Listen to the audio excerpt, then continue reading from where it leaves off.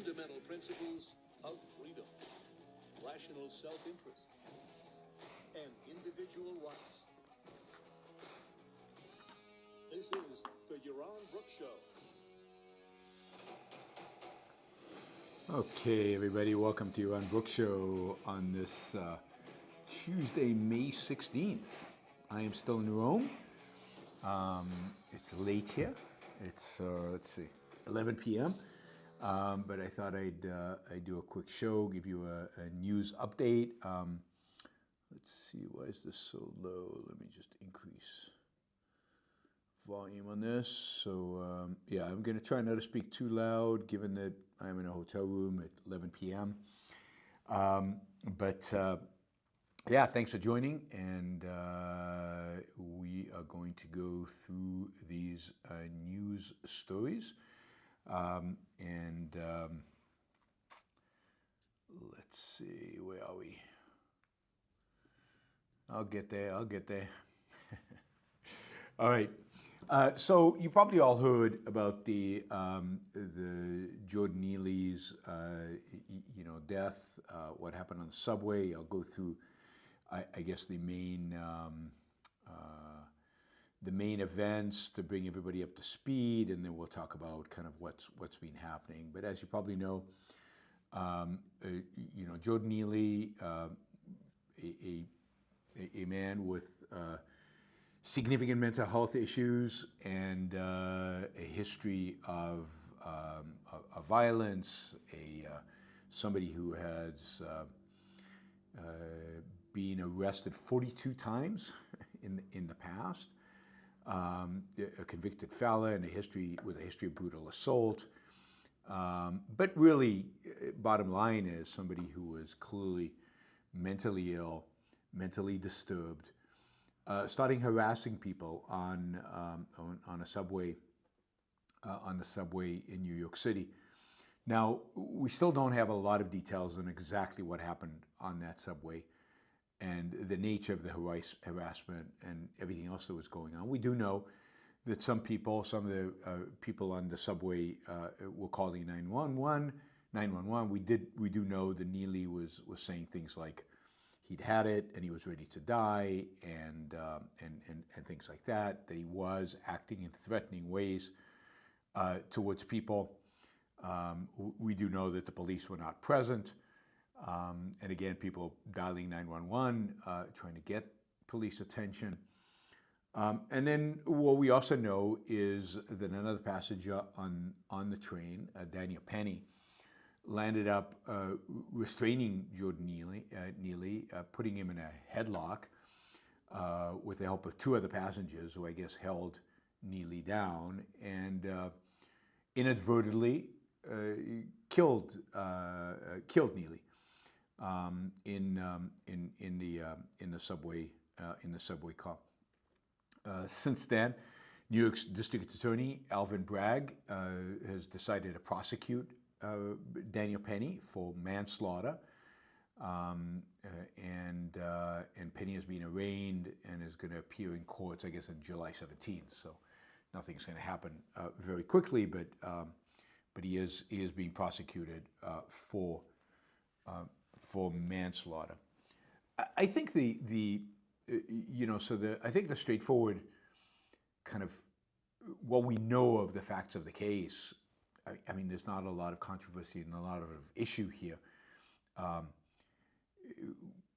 We know that Alvin Bragg is about as leftist and liberal as it gets. We know that Jordan Neely is black and Daniel Penny is white. So the guy who died was black and the guy who restrained him was white. We know that Alvin Bragg, given how leftist he is, I mean, if you remember, there was that kind of grocery store. It's not a grocery store. I forget what they call it. The little grocery store thing where a guy defended himself and used a knife, and Alvin Bragg was all ready to go after him, and also for manslaughter. And then they'll end up, I think, if I remember right, dismissing those charges. In this case, I don't know if manslaughter is the right call. Probably not. Probably you could argue that this was that he didn't intend to kill him, but he was restraining him because the guy was a threat to other people, and inadvertently killed him. And it's not obvious to me that he should be tried for manslaughter, but it's not obvious to me that he shouldn't. That is, I think this is why we have a court system, and this is why we had a justice system. And again, I think all of that would probably come out in trial, and my guess is that ultimately you'd get a reasonable outcome from something like this. Nobody's claiming that murder was committed here, and nobody's claiming yet that this is somehow a race crime and racially motivated or anything like that.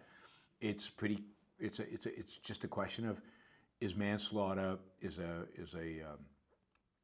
prosecution of manslaughter completely unreasonable, completely nuts, or is it reasonable to go to trial and something like that? And the reality is, most of us don't have the facts. I think we should be legitimately suspicious, given that the district attorney is Alvin Bragg, and he's such a leftist and such a progressive, so motivated by these kind of issues, and not a big believer in self-defense. But we don't know. I think the story here is not so much what happened and even the prosecution itself. It's how all of this has become, super politicized, and how this has become all about politics and scoring political points on your opponents, and how everybody feels like they have to take sides. This is kind of the left-right divide, right? You have to, in every criminal case, before you have the facts, you have to decide. And if a white man kills a black man, if you're on the left typically, well, I mean, go after him. This is, I had a quote here from AOC. I mean, what did wrong article. What did AOC say? I mean, AOC said that Neely was executed for the crime of being homeless. So AOC goes completely nuts, berserk, this is an execution. This is the problem. This is an instance of systemic racism. This is the problem of the big problem of white versus black criminality, and black people are afraid of white people because they do this kind of stuff, which is bizarre, because if you look at the statistics, there's very, very little white on black crime. There's, relatively speaking, little black on white crime, but much more black on white crime than white on black. Most crime is black on black and white on white, but the reality is that this has become a BLM-like issue. This has become a racial issue for the people responding. We don't know that it's a racial issue for the prosecutor, but it certainly is a racial issue for the people responding. And of course, the flip side is that the right Neely's a hero, and let's celebrate him. And Ron DeSantis is going to score political points by going all in on Penny's defense fund, and let's give him money, and let's support everything this guy does because he's a hero, because he stood up to, well, maybe it'll turn out he's a hero. Maybe it'll turn out that he overreacted. It's very hard to tell. New York subways can be a very scary place, particularly for women. And if you went all out against everybody who was scary on the New York subway, you'd be putting in headlocks a lot of people.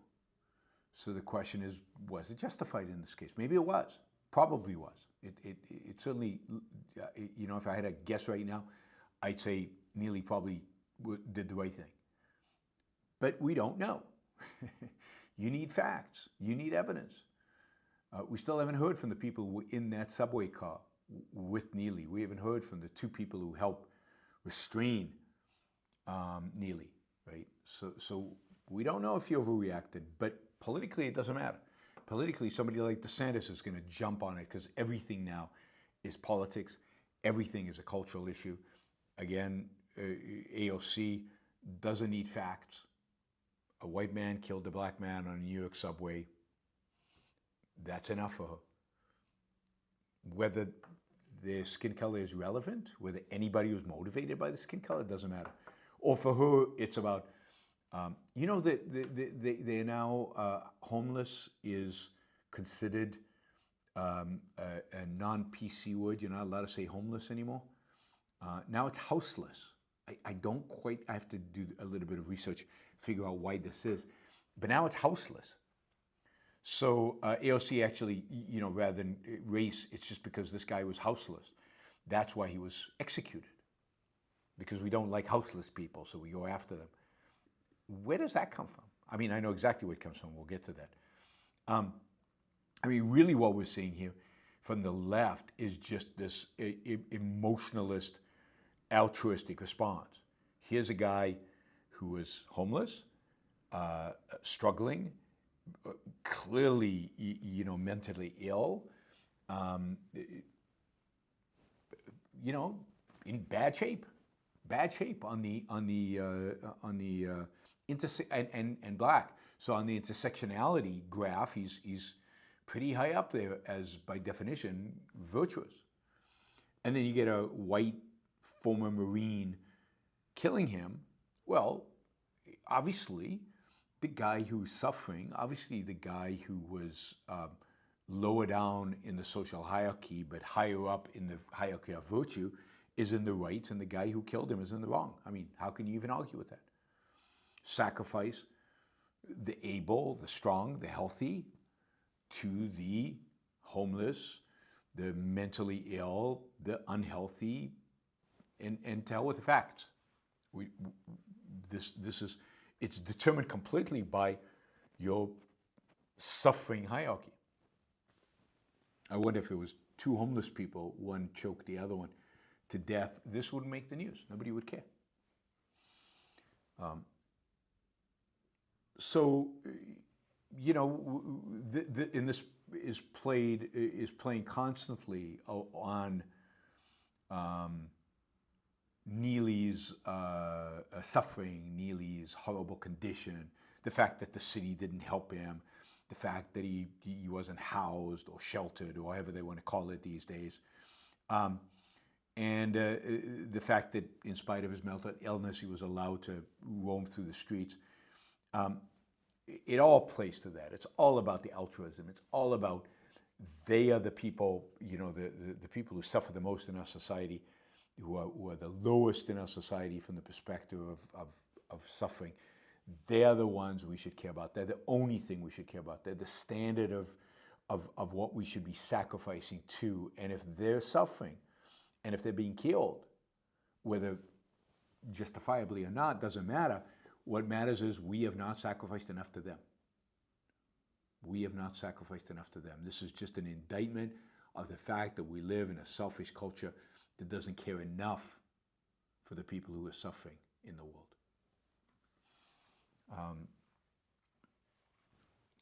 You know, Neely, the city was fully aware of Neely. He'd been in and out of treatment. He'd been, you know, the city had dealt with him. Again, he'd been arrested 42 times. He was offered help hundreds of times. He was often forced to take the help. Recently, he had shattered the bones of an elderly woman's face. I mean, this is a violent, horrible, you know, mentally ill human being. So why are we making him into a martyr? It turns out his family's all upset. Well, where was his family in trying to treat him? Where's his family in trying to solve these issues that he obviously had?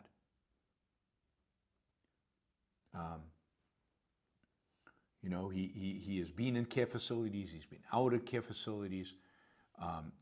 There's been a warrant issued for his arrest. All of these things. He's had multiple run-ins with social workers and police. And now he's dead. And you can blame the system. I don't see how. The system seems to have really tried to help this guy. Obviously, this guy was in trouble and was doing threatening things, and somebody responded. And again, we don't know the exact evidence, we don't know the details of whether, in this case, vigilante justice, if you will, was justified. But the reality is that,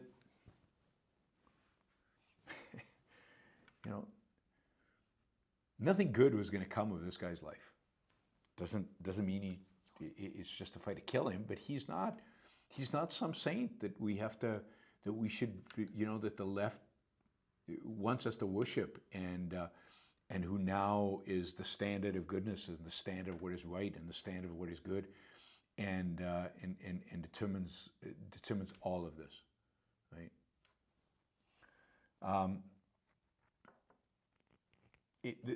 And the fact that it's politicized, and the fact that the right is using this as an all-in,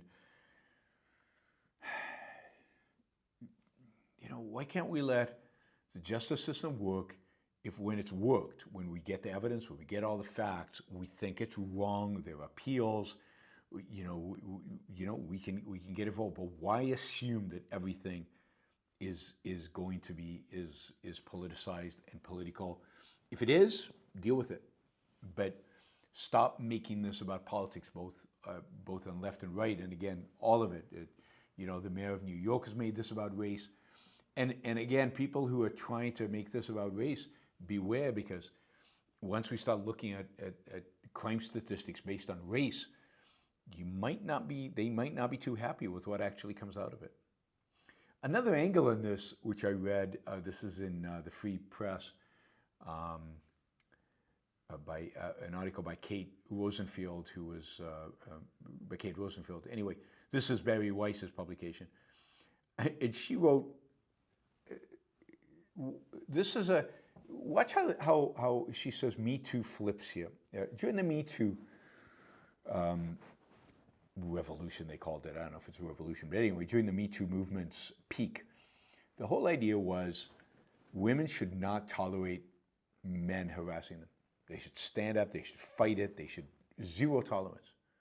They should shut them down. And if a male did harass a woman or disrespected her, he should lose his job, his reputation should be destroyed. Any kind of harassment, from just a few words to a hug to inappropriate hug to inappropriate to much worse, but all of it was out. Women should have, and when older women said, well, show some resilience. This is the world we live in. Men are going to be like this. They're going to say these things. Younger women said, why should we? No, zero tolerance. What's interesting is that the same women who said zero tolerance about men in the workplace and Me Too, in this case, are saying, oh, come on, people. So this crazy guy was harassing people in the subway. Come on, give it a break. Crazy people harass people in the subway every day. Why can't you show a little bit more resilience? Well, why should we? Weren't you the ones saying we shouldn't show that resilience in the workplace? We should have zero tolerance? Well, why should we not have zero tolerance in the New York subway? Why shouldn't we stand up and stop this? Why shouldn't we deal with it? And and what she identifies, and I think she's right, is that the standard is flipped. The standard used to be Me Too, but Me Too is out. What's in now is BLM.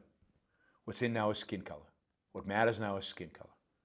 If it was a white man harassing these women and another white man had strangled him, again, probably not make the news. But the fact that it was a black man, the fact that a white man strangled him, those irrelevant facts, as far as we know, irrelevant facts, they change the equation.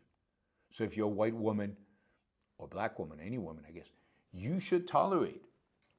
You should be, and I think it's deeper than BLM. We'll get to it's this intersectionality.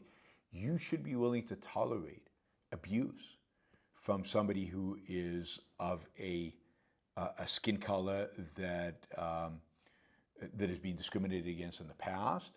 You should be willing to accept abuse from somebody who's homeless, who's worse off than you. you should be willing to accept abuse from somebody who on this hierarchy of intersectionality is more oppressed than you are.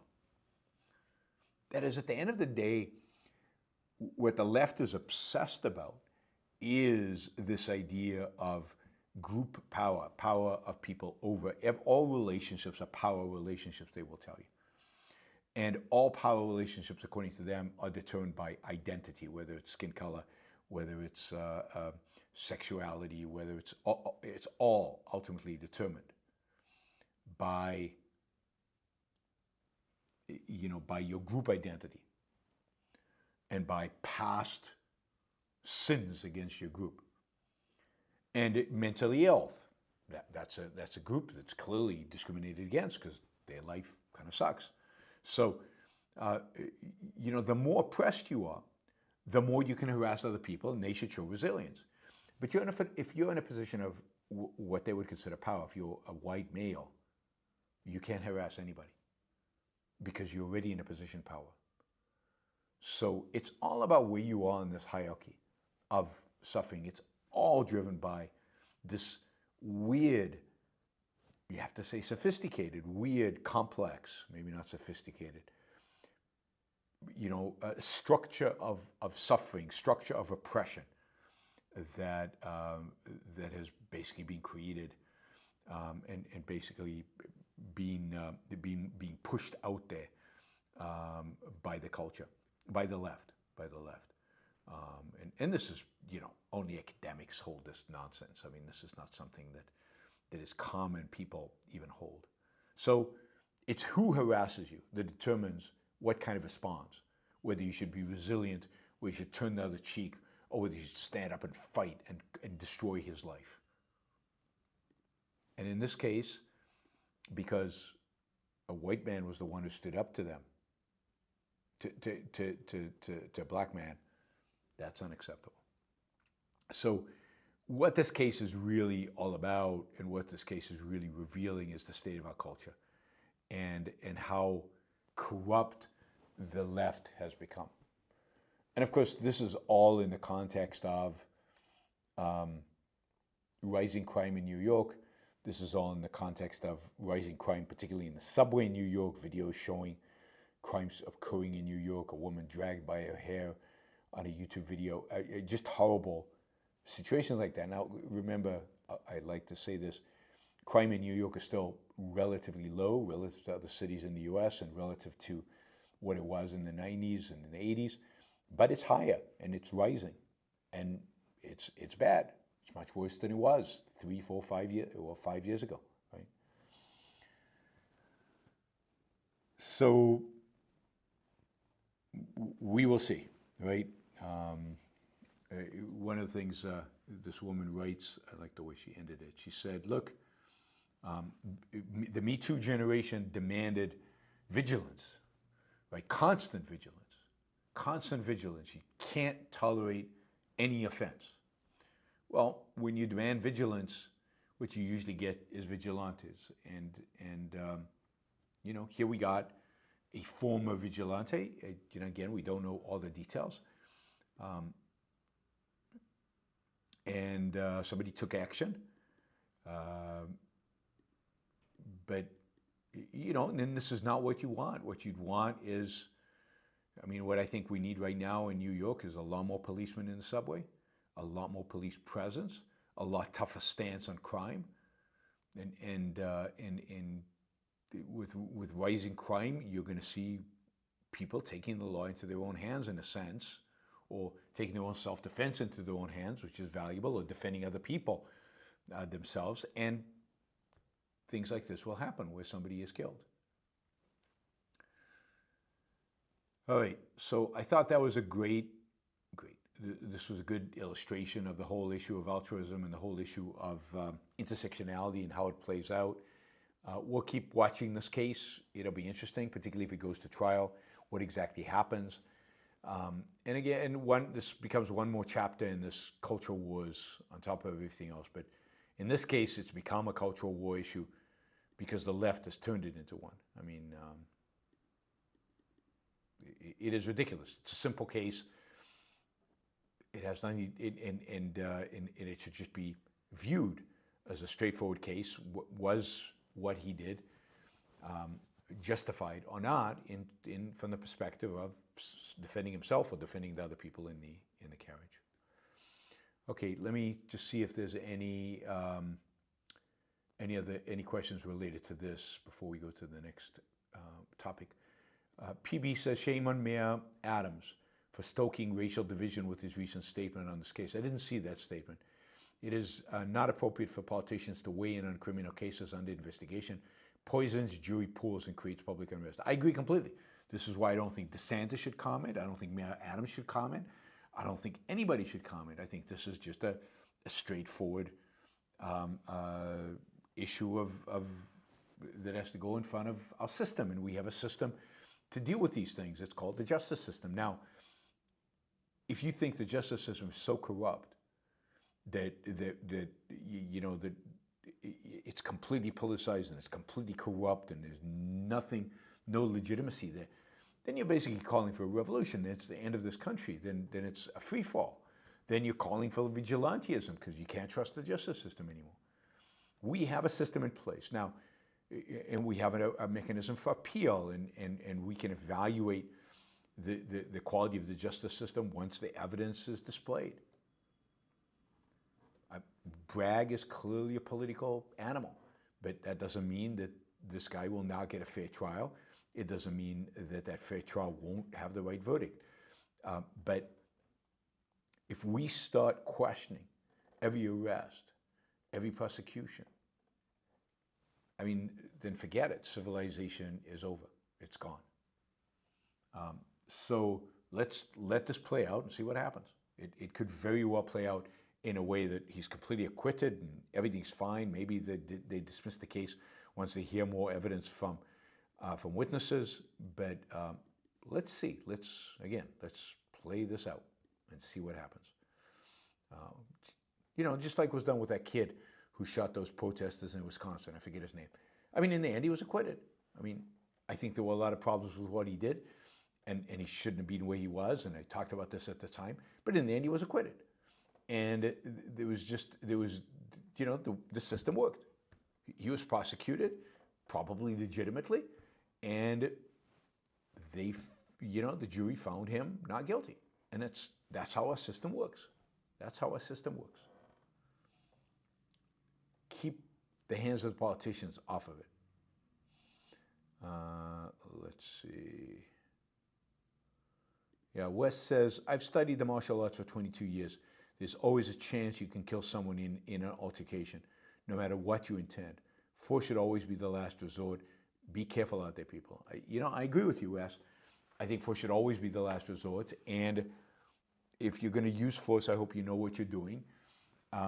And you have to be aware of the real dangers. And again, here we had 3 people holding this guy down. Maybe that was completely justified. But until we have the facts, we don't completely know. Probably was, given this guy's violent background. But yes, force, you can easily kill somebody. This is why always think about whether you want to carry a gun, and if you're carrying a gun, or if you take a gun out of a holster, then you're aware of all the consequences. Do you realize what it means? This is why I think if you own a gun, you should be trained. You should practice. I mean, the danger of pulling out that gun and actually shooting somebody that you didn't intend to shoot are massive and dangerous. And you should be really thoughtful in using lethal force. Really, really thoughtful. Nick says, proud to be a fan. Keep up the good work. Thank you, Nick.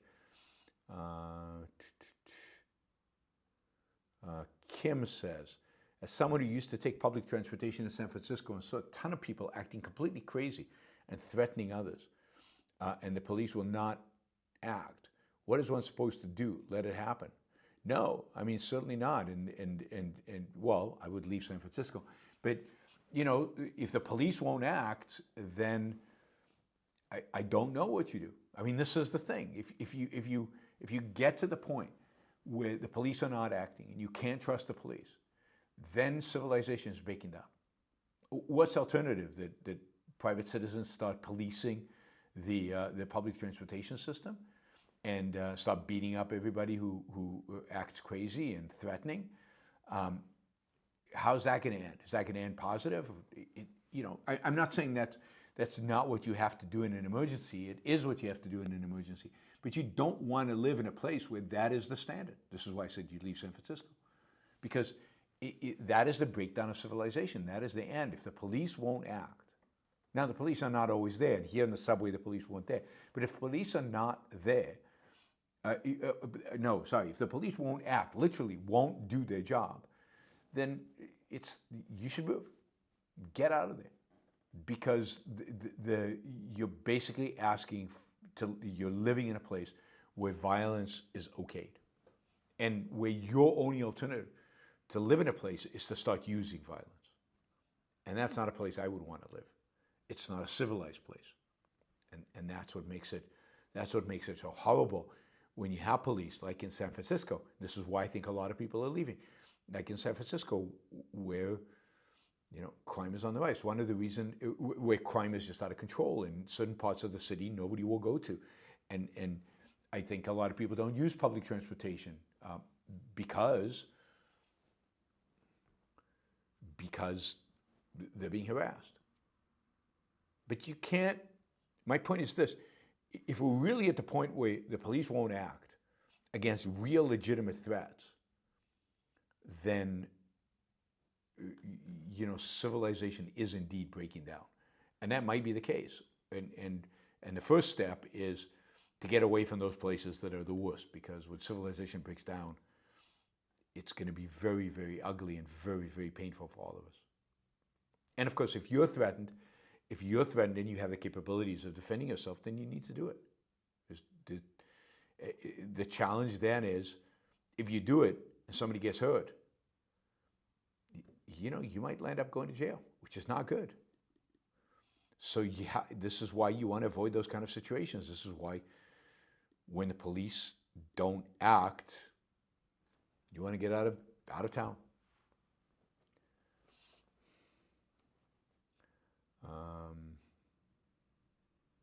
Let me just see if there's anything here.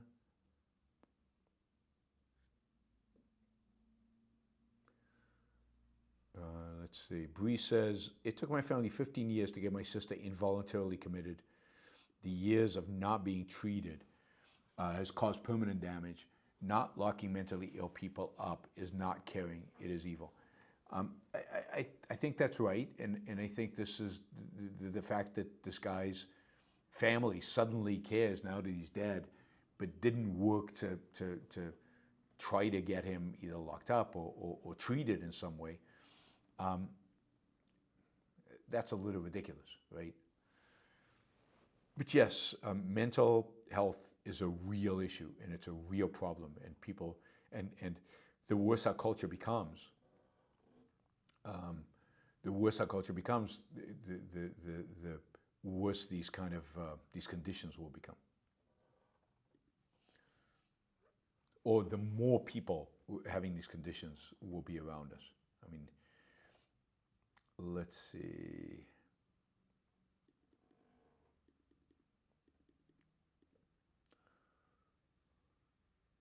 All right.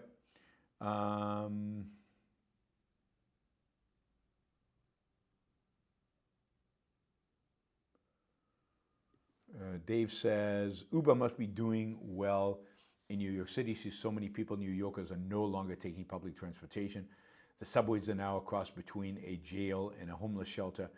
Honest people try and get to work without triggering the wildlife. Yeah, it's hard. And I think Mayor Adams said that he was going to deploy a bunch of police down there into the subways and try to clean it up. So even the mayor of New York recognizes it's a problem. The problem is a lot of cops don't want to be cops. It's hard to recruit. They don't have enough police. The defund the police and the whole hate the police movement, if you will, have done a lot of harm to policing, have destroyed the capacity to hire new policemen, to train them properly, to deploy them effectively and to have the resources to be able to do all that. So there's a lot of work to be done to clean up the city, New York is in relatively good shape. Chicago is a lot worse, and St. Louis and Baltimore. There are plenty of cities in this country that are a lot worse than New York City, as bad as New York City seems to be. Thanks, Dave. Really appreciate the $50. All right. So if you thought that was bad, I came across this document that was put out, I think, yesterday. I think it was an update to a project, but it was put up. I think it was put up out yesterday or this week, and it's called Absolute Zero.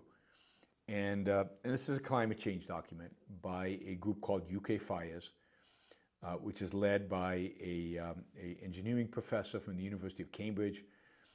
This group is supported by the University of Cambridge, but as part of this, it has a number of faculty members, including from the University of Cambridge, Bath, Nottingham, Strathclyde, and the University of Oxford, as well as Imperial College. So some of the best universities in the world are participating in this. And this is the problem that they're saying. Look, we have this clear mission of achieving net zero emissions by 2050. The whole world agrees with this. We have to get to net zero emissions by 2050. And that's just 20-something years away, right? 27 years away. And most of the focus on getting there is to try to come up with what are called breakthrough technologies that will allow us to maintain our quality of life, our standard of living, and still achieve net zero emissions. And what this document is saying is, look, that's just not going to happen. It's just not going to happen. There are no breakthrough technologies that can provide us with the energy we need and everything else that we need without us being willing to change our lifestyle. And look, the world's going to end. We have to do things. Again, there's somebody out there that needs to be sacrificed to. And we, scientists have identified this goal to save the world, zero emissions by 2050. And the reality is that, having faith in technology to deliver, solutions to all the issues, it's fantasy. It's just not going to happen. And they're probably right. And he says, look, for 20 years, we've been trying to solve the problems with new or breakthrough technologies. And I'm reading for this report, from the executive summary of the report, that supply energy and allow industry to keep growing so we don't have to change our lifestyles. So we're investing heavily in these technologies so we don't have to change our lifestyles. And so they say, but although some exciting new technology options are being developed, it will take a long time to deploy them, and they won't be operating at scale within 30 years. So what do we do? What do we do? And what he says, what the conclusion they come to is, look, if we're serious about zero emissions by 2050, then we're going to have to accept the fact that we have to change our lifestyle. Life is going to have to change on planet Earth. We can't continue living the way we do today, zero emissions. Technology is not going to save us. It just won't happen.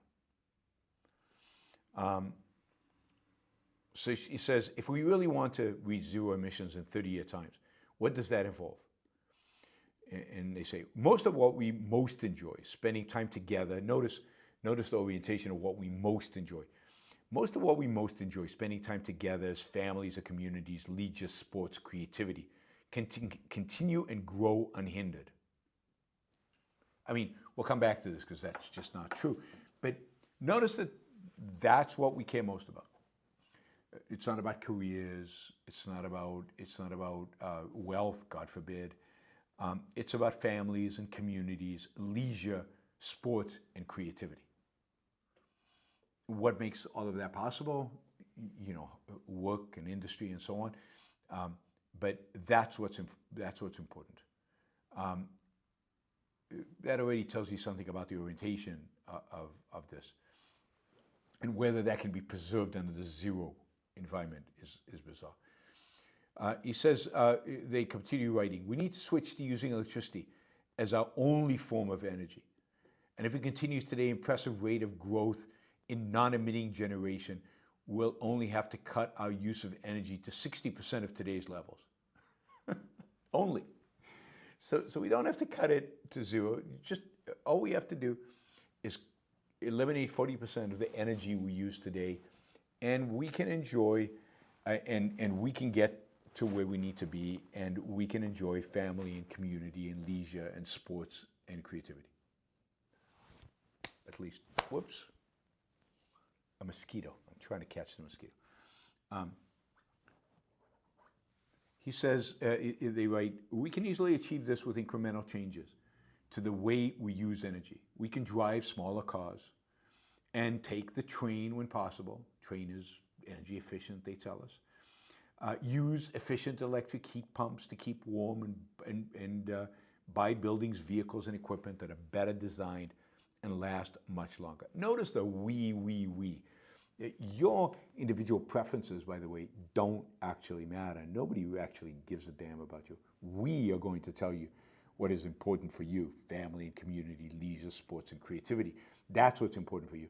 And we are going to determine for you what car you're going to drive, and we are going to determine for you how much electricity you're going to use. We know what the planet needs, and if you have to sacrifice a little bit, if we have to sacrifice you a little bit, so be it. No big deal. Don't get too excited. But they say we face two big challenges. The two big challenges we face with an electric future are flying and shipping. Although there are lots of new ideas about electric planes, they won't be operating at commercial scales within 30 years. So zero emissions means that for some period, we'll all stop using airplanes. I love the fact that they don't mince words here. They're not hedging. For some period of time, we'll all stop using airplanes. Can't go on that vacation to Rome you're on. Nope. Not going to see the Sistine Chapel ever again because you're stuck in America. You're just not going to be able to fly anyway. And by the way, as somebody who lives in Puerto Rico, I am really stuck. I can't leave the island unless I swim, or I guess I go on boat. We'll get to boats in a minute. No flying. Not some flying. Not we won't do any international flights. No. We'll stop using airplanes. Shipping, they write, is more challenging. Although there are a few military ships run by nuclear reactors, we currently don't have any large electric merchant ships. But we depend strongly on shipping from importing food and goods. And they say, look, we have a climate change act. This is in the UK. So we have to obey the act. And that means that we have to stop doing anything that causes emissions regardless of its energy source. It's going to require that we stop eating beef and lamb. No more beef, no more lamb. Because they release methane as they digest grass. So people are going to have to switch to vegetarian diets. Or switch to, I guess, chickens. Although I'm sure there's something wrong with chickens. And then one of the most difficult problems is cement. Making cement releases emissions regardless of how it's powered. There are currently no alternative options available at scale. And we don't know how to install new renewable or make new energy efficient buildings without it. So what are we going to do? Stop building? Yeah, stop building, because we can't build without cement. They write, we need to discuss these challenges as a society. Making progress on climate change requires that the three key groups of players, government, business, and individuals, work together, rather than waiting for the other two to act first. But until we face up to the fact that breakthrough technologies won't arrive fast enough, we can't even begin having the right discussion. So, and then they give you the fairy tale stuff. Here's the fairy tale stuff. Committing to zero emissions create tremendous opportunities, tremendous. There will be huge growth in the use and conversion of electricity for travel. Travel where? I can drive, can't cross the Atlantic Ocean or Pacific Ocean with a car. What do the Japanese do? I guess they don't go anywhere. Conversion of electricity for travel, warmth, and in industry. Growth in new zero-emission diets. Wow, I can't wait to get rid of lamb and beef so I can go on a zero-emission diet. I've always wanted to be on a zero-emission diet. That sounds so enticing. I just had a meal at a Michelin star restaurant. I don't think it was zero emissions. Growth in materials production, manufacturing, construction capabilities with zero emissions. Growth in leisure and domestic travel. Growth in business that help us to use energy efficiently and conserve and value materials. Of course, they're ignoring in all of this. They're ignoring these opportunities. The breakthrough technologies that they're assuming will happen. They're ignoring the cost. They're ignoring how poor we will become. They're ignoring the fact that these new sources of energy are primarily unreliable. They're ignoring just the sheer insanity of the goal and what it's actually going to require of us. So they're honest when it comes to can't go on boat, can't go fly. So no more global trade, no flying anyway. They're honest about that, but they're not honest about all this, bizarre. I mean, if zero emissions were so economically great, you wouldn't have to subsidize them.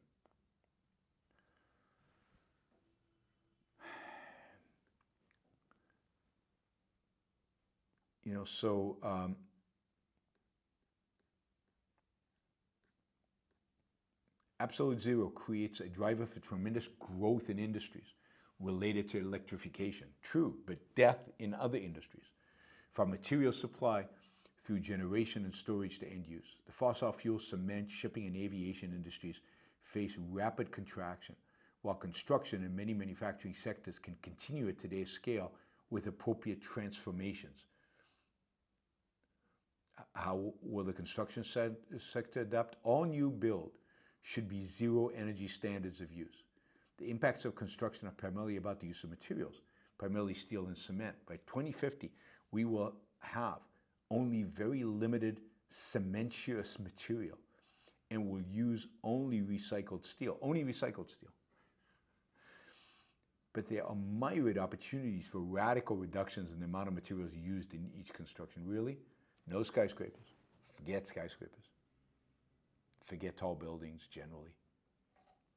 How are you gonna build bridges without steel? Recycled steel, right? There's not enough recycled steel to build new stuff. International freight, global trade, any kind of trade.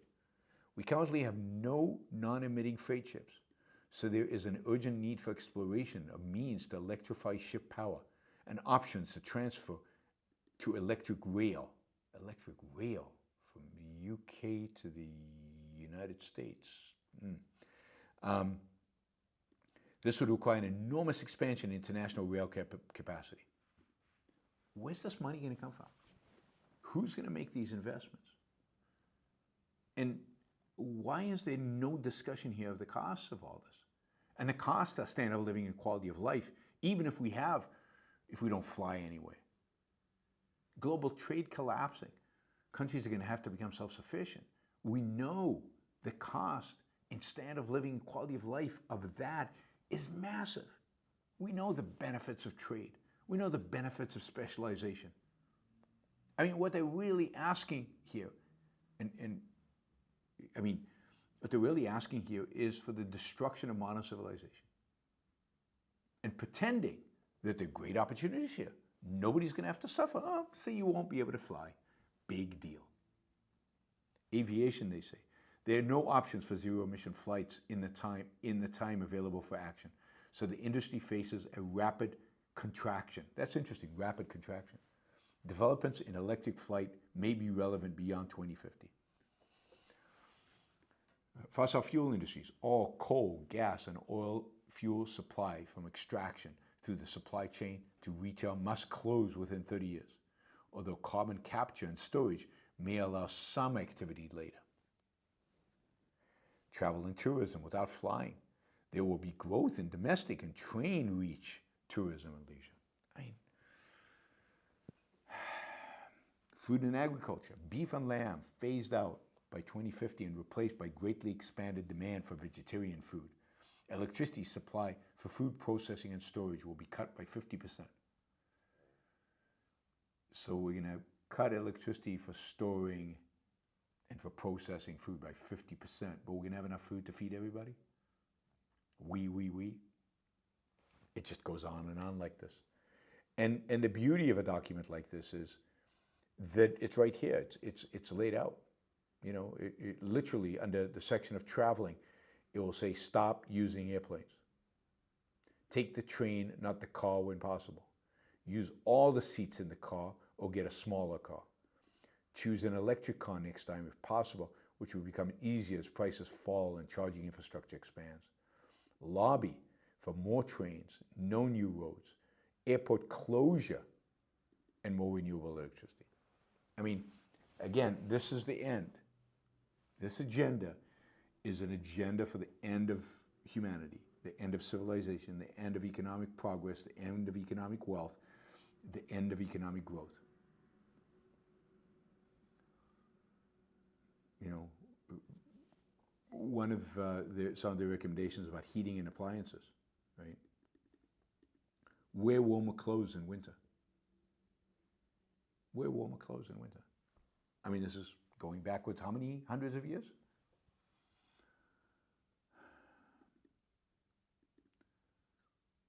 And it goes on. So this is backed by University of Cambridge Engineering Department. They've got graphs, they've got pictures, they've got the whole thing. It's all worked out. They you know, it's truly unbelievable. This is evil on a scale that is hard to imagine. The evasion of these people to pretend that there's opportunities here. There's opportunity for a much smaller population. 8 billion people can't survive on this, and they know it. So this is, we're talking about maybe 1 billion, maybe 500 million people on planet Earth. Africa can't do this. They don't care. They just don't care.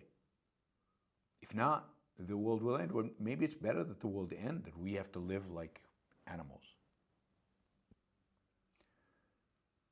This is the agenda of the environmentalists laid naked in front of us. This is what they're really after. The end of modern life, the end of civilized life as we know it. All right, let's see.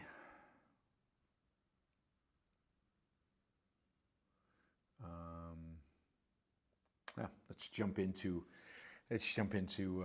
the super chat. Hopefully I've scared and terrified and depressed you enough. It's worse than a racket because these people are taken seriously. These people are taken seriously. All right.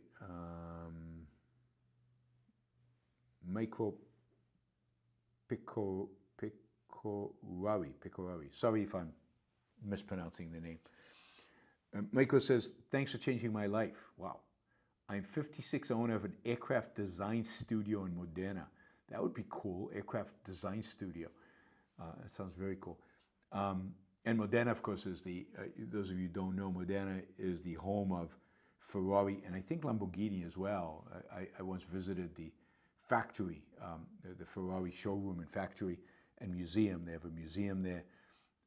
It's also, Modena is the home of one of the best restaurants in the world, which I ate at. So I'm a fan of Modena. By the way, I designed the planes and rockets on Alex's book. I guess on the book cover. But that's great, and I didn't realize I changed your life, and wow, I mean, this is why I do what I do. I really, really appreciate the support. Thank you, Michael, and thank you for letting me know that I've had an impact. This is to a large extent why we do the show.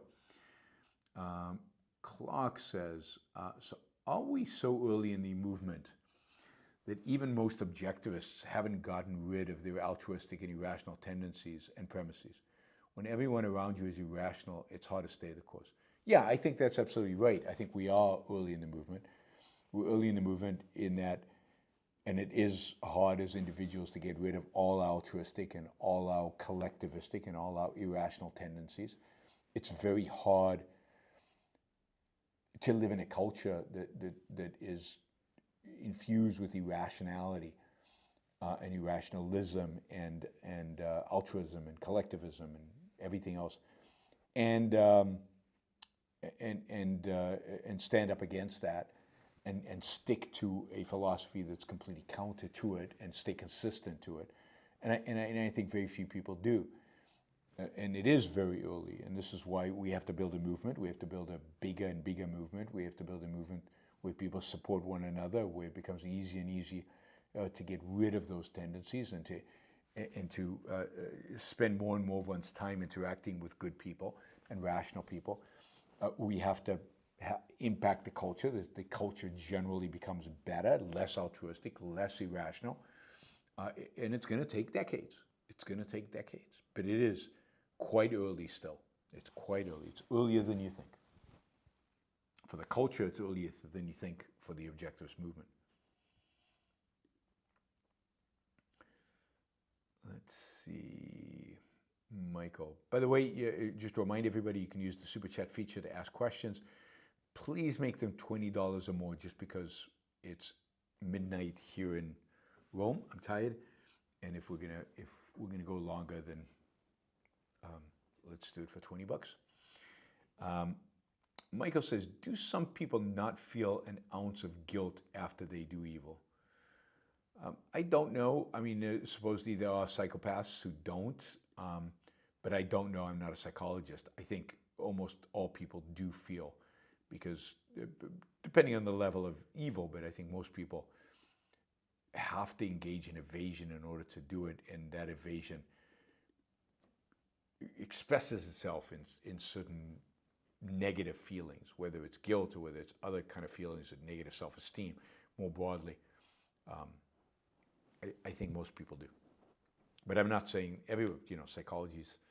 Psychology can be weird. Psychology can be weird. That's not what I want to say. Psychology is complex and hard to tell how people psychologically handle what they do. Does it ever scare you being a lonely, sane voice in a world gone mad? I don't think it scares me.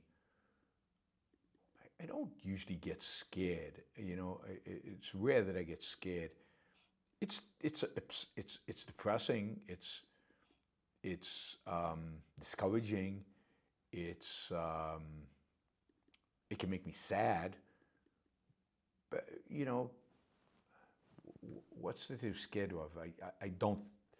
We'll see. I mean, hopefully the world doesn't collapse, but I don't see it collapsing. And but it is depressing to be, I don't think the lonely sane voice, but one of the few sane voices in a crazy world. Crazy world. Hopper Campbell says, can you do a response video to Hasan Piker on Stephan Graham's show exposing the evil dark side of capitalism? I think Hasan Piker would be willing to debate you. I mean, the problem with debates is you have to have a forum that will sponsor the debate and host it and do the whole thing. But I'm happy to debate them. I'll look at the video. Yes, I'll look at it. I don't know either of those people, but I'll find it. Liam says, the corollary of being responsible for others is that they are responsible for you, and therefore you try to control each other. True concern and caring requires selfishness. I agree completely. Absolutely.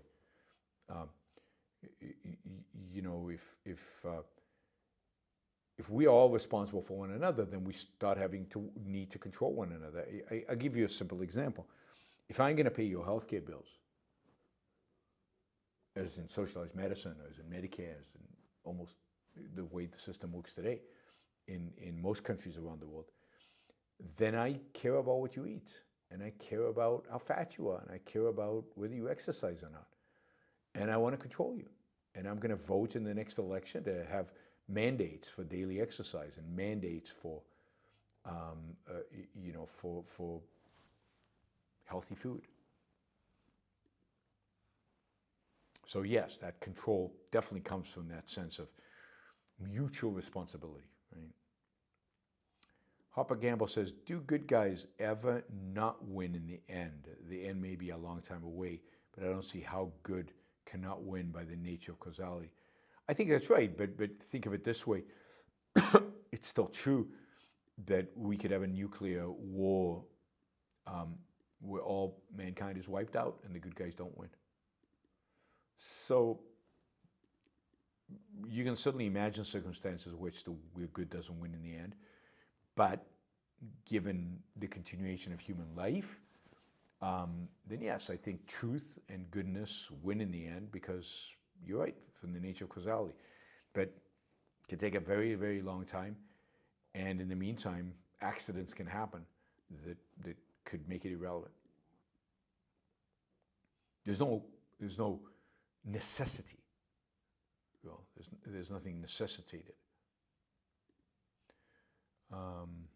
Michael Sander, does altruism make us constantly scan for victims we have to take care of in some capacity? Yes. Yes, I think the culture is constantly doing that, constantly looking, and it's become now quasi-scientific with this intersectionality where they actually can categorize you and think about it, and what is a victim is now changed to incorporate all kinds of things that were irrelevant, I think, in the past, like sexuality or skin color. Maybe they were relevant in the past, but in a different way.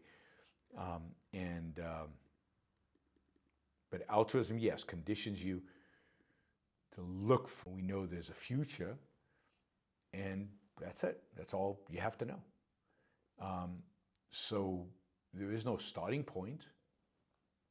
What was before the starting point, if there was a starting point? And think about it, time is inside the universe. Time is not outside. So you can't measure the age of the universe. To measure something, you have to be outside of it. Just like you can't measure the size of the universe, just like you can't really determine, in a sense, the shape of the universe. To do all that, you'd have to be outside of it. But if the universe is everything that is, you can't be outside of it. You're in it. And in it, there is no meaning to the question, how old is the universe? How much time has passed? Because, again, time is, you'd have to be outside of the universe in order to measure that, in order to determine that. Michael asks, what is the objective criteria for having the state force someone into a mental institution without violating rights? Because some mentally people could still feed and clothe themselves. Well, you'd have to establish those. I don't know that I have a clear-cut determination for that, but certainly being a threat to other people. Being a threat to other people and not being in control of that. That is, the person is not in control, and therefore they could be a threat. There's objectively determined that they are a threat to other people, and they can't control it. They can't give you a guarantee that they won't be.